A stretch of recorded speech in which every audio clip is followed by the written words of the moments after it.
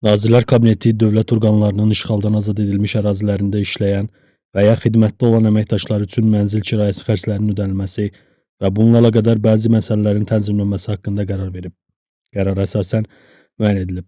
Dövlət orqanlarının işğaldan azad edilmiş ərazilərdə işləyən və ya xidmətdə olan, qeydiyyat ünvanı iş yerindən 50 kilometrdən artıq uzaqda yerləşən əməkdaşlar üçün mənzil kirayəsinə görə hər ay 100 manat məbləğində vəsait ödəniləcək.